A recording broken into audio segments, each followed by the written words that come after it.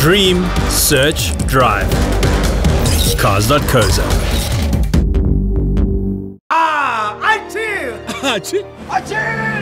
Who am I? Whoever you are, with budget you could save $420 per month. Rolling out for their first heat of this championship decider, Global Touring Cars and the GDC Super Cup. We're at Swartkops International Raceway just outside of Pretoria, the western side of Gauteng, and looking forward to an epic battle and an epic finish to this one. The final event of the year was held at Swartkops. Obviously, I'm not in a GR Yaris this time around. Global Touring Cars final round. Ash, what a way to jump into Global Touring Cars. Championship up for grabs, and you had an opportunity of note to jump into a Gazoo Racing Corolla. Yeah, big step up from the GR Yaris for sure. Very steep learning curve. These cars are pretty tricky to drive, I would say. And all I'm going to try to do this weekend is really build up the pace and see if I can get a little closer to these guys. I think I was dreaming if I thought I was going to jump in the car and be up to pace with them immediately. So yeah, learning curve, building speed, and enjoying the event. It's kind of a one-off for me. So yeah, can enjoy it. Have it all the very best from our side.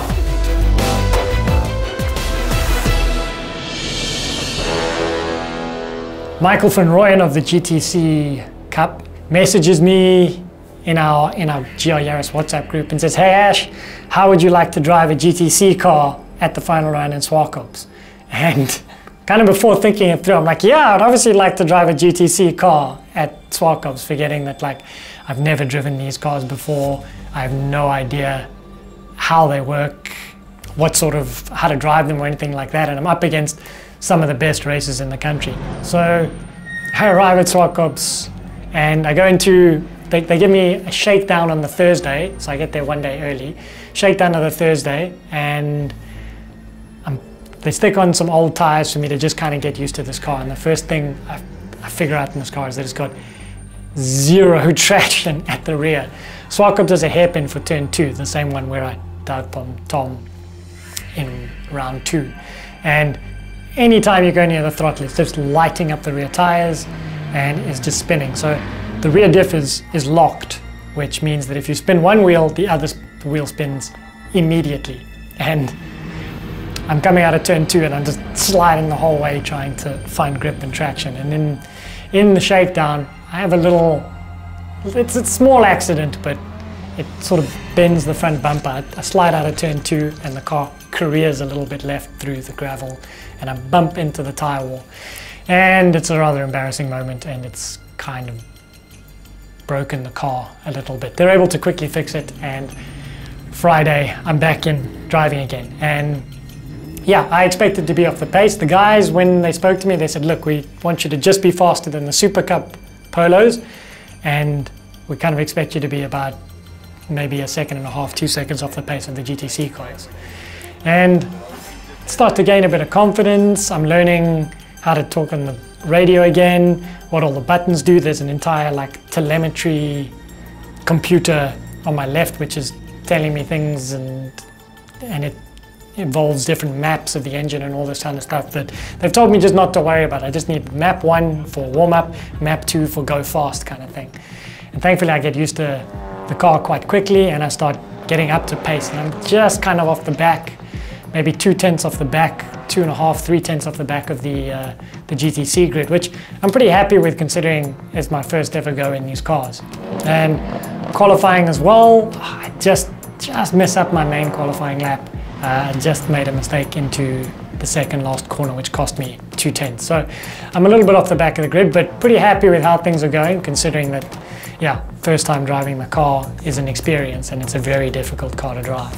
The brakes are really good on it, and it's quite good in the fast corners, but through the slow corners it's so difficult to negotiate this like throttle and braking balance that you have to do to get the car to turn, and then putting on the power, it just wants to slide, and as you shift up through the paddle shift gears, it again wants to slide some more. So the guys who drive these are real pros and they know how to handle them properly and get the most out of them. The car is based on like an Aussie V8 style car, but it's got a 2-litre turbocharged engine in the front.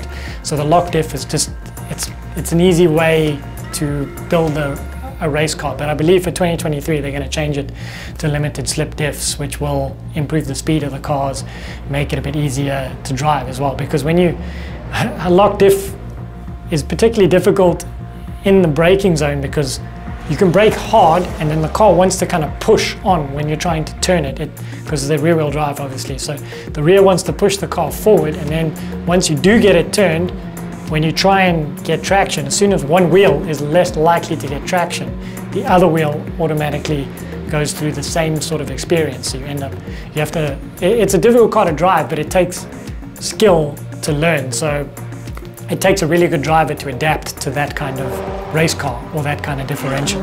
So I think that's initially why they installed the lock diff, but we'll see how fast they are in 2023 without the lock diff. Lights out and we're racing. Green flags. Watch for Julian van der Walt on the inside, trying to squeeze the inside line, and he's got Michael van Rooyen on the outside, but van Rooyen will hang on to that outside line. There's a touch. The Ford's out of shape, and he goes sliding into the barrier just between his teammates. How did Robert Volk miss him? Here comes Super Cup down towards that point. They're going to be yellow flags into turn one. There will be no overtaking. A lot of these guys won't know about that because they've gone into turn one. And on the outside, someone's gone off as well. Onto the brakes.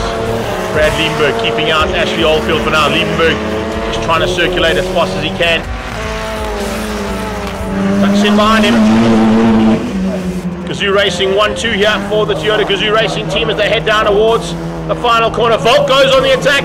Variaro goes defensive. He's got him. So GDC's wrapped up as they come across the line with Oldfield. Van Rooyen, Variaro and Volk, your top three ahead of Rackstraw and Oldfield. So that's race one, first ever race in the GTC, the Corolla, and sure, buzzing a bit, a lot of adrenaline. The plan was just to get to the end, try and stay with the guys for a bit. I had a bit of a dash with Bradley. His car was having problems. He pulled in eventually, I think, but yeah, it was nice to kind of see what the other guys were doing. I probably should have done that in practice. You learn a lot more behind the guys than in front, but overall I'm happy with that. The pace got better and better throughout the race, and I think at the end of the race I was nearly on pace with the other guys, maybe half a second off, which is kind of, I wanted to get within a second the entire weekend. So yeah, I'm pleased with that. Apparently I start pole because there's a reverse grid in this series, so apparently on the front row. GTC guys definitely get their elbows, bumpers, everything they can out to try and force you off, so we'll see how that goes. That's going to be really really aggressive and exciting, but I'm happy with how race one went. How much pressure do you want, Ashley Oldfield? First time out, you finished the race in the Gazoo Racing Corolla after wrapping up the Yaris Cup in Cape Town, and now in your second time of asking, on pole for GDC in the Gazoo Racing Cup. The rookie will be on pole alongside Andrew Rackstraw. I want to try and lead at least a lap of the race, or at least try and hold them off into turn one, and I get a great start. I'm kind of holding the brake and like I've got the throttle almost to the floor as I'm coming up to the rolling start, and I just dump the brake and the car shoots off the line. I get a great start and I manage to go on the outside of turn one, hold first, get into the braking zone for turn two, hold the lead, and Brad, I can see Brad's like overtaken 4 cars down the outside and he's right on my tail. So he's come from like 7th to 2nd amazingly in like 1 corner.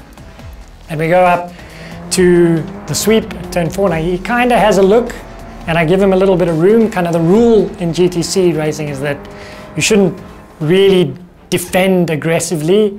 The idea is that you kind of fight back rather than aggressively defend, so that it leaves room for overtaking, because it is particularly difficult to overtake if someone just drives around the inside of the circuit in these cars. So I leave him a bit of room, but he doesn't make the move, and that allows me to actually spring away by like a 10th and gives me enough room to negotiate the top end of the circuit, where I realize I'm much slower than these guys. I've got Brad just kind of punting me in his Golf, punting the back of my Corolla around the top of the circuit, and I'm like, okay, so I'm slow here, but he's giving me a little bit of a push to speed me up, which is fine. I really don't mind the bumping. It's improving my speed through that corner as well. Oldfield stays out front, Liebenberg in second. It's Variaro in third. What a drive here from Ashley Oldfield. This is a journalist, remember, who's just won the Gazoo Racing Cup.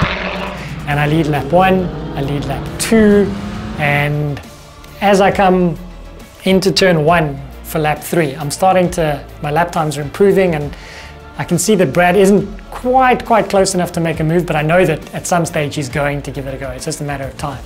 And I come through turn 1, and it's such a fast corner. As I look up, I notice there's a flag on the marshal's point at the right on the left-hand side of the apex of the corner. And as I look up, I notice, oh no, that's the slippery surface flag. And I jump on the brakes immediately. And as I jump on the brakes, the slippery surface is under my tires at that point.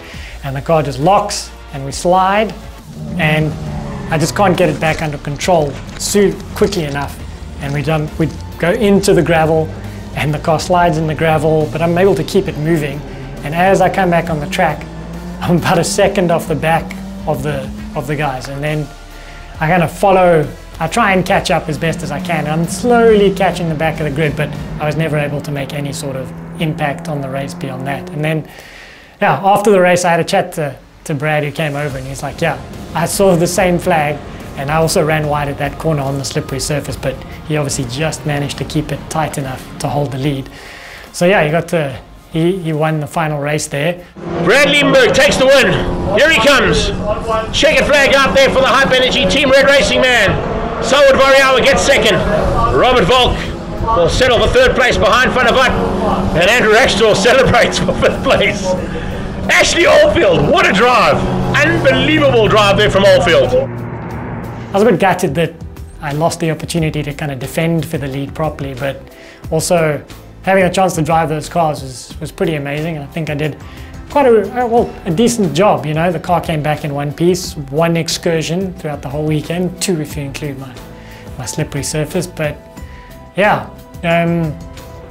amazing just to drive those cars, man. It's so difficult to drive, and you gotta respect how well and how fast those guys are in those cars. But what a great season, man. 1 championship, 1 for Cars.co.za in the GR Yaris, and 4th overall for the last race at GTC. So yeah, overall, wow, what a great racing season, man. Hopefully we do it all again soon.